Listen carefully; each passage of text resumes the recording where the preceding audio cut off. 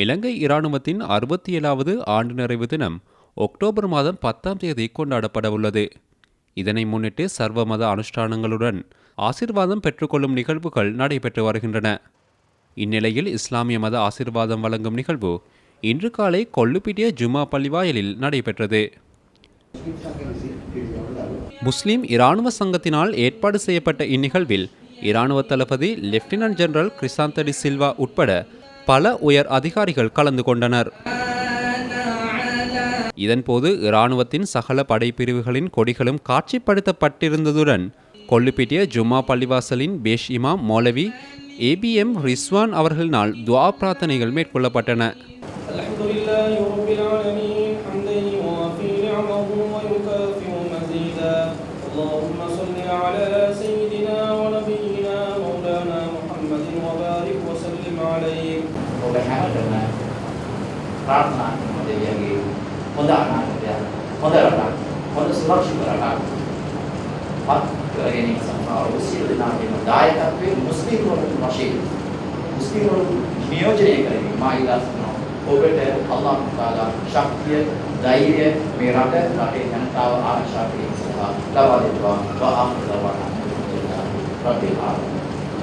இந்நிகழ்வின் இறுதியில் நினைவு சின்னங்களும் பரிமாறப்பட்டமை குறிப்பிடத்தக்கது.